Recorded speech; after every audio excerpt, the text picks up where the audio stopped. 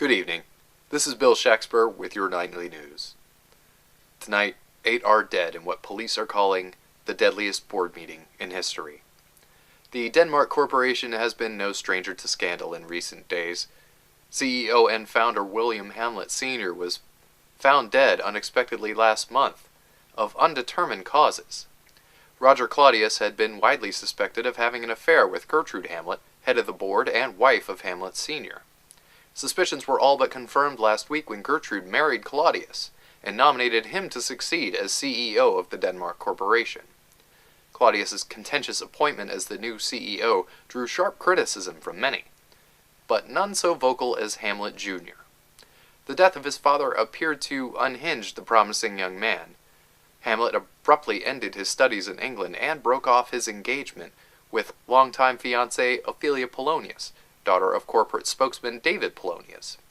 Hamlet then wrote and directed a short guerrilla-style film called The Conscience of the King, a venomous satire portraying the analogue of Claudius as a murderous lecher.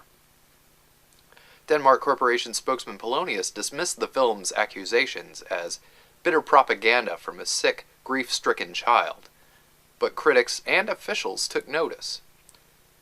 Federal officials under Special Agent Fortinbras moved to reopen the investigation into Hamlet Sr.'s death.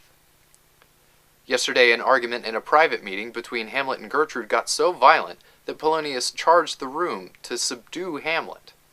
Polonius was killed, a victim of what was called a psychotic reaction to Hamlet's paranoid delusion. Police ruled the death an accident and moved to commit Hamlet into psychiatric care. Laertes Polonius then vowed revenge and publicly challenged Hamlet to a duel. Later that evening, Ophelia Polonius was found dead, drowned in the fountain with a toxic combination of pharmaceuticals and alcohol in her system. We now know that Claudius had employed assassins to attempt to kill Hamlet while being transported into psychiatric care. His attempt backfired in a case of mistaken identity, when junior executives Rosencrantz and Guildenstern were killed in the car that was supposed to have been driving Hamlet. Hamlet was released from psychiatric care with the help of legal wrangling by Robert Horatio, and the two men returned together to Denmark Corporation headquarters to confront Claudius. What followed was described by a deeply shaken Horatio as casual slaughter. When Hamlet arrived, a savage fight immediately broke out between Hamlet and Laertes. Claudius took advantage of the chaos and quickly moved to poison Hamlet. Claudius's scheme backfired again, and the poison cup intended for Hamlet claimed the life of Gertrude instead, and then Laertes. An already mortally wounded Hamlet then attacked Claudius, and both men died in the struggle.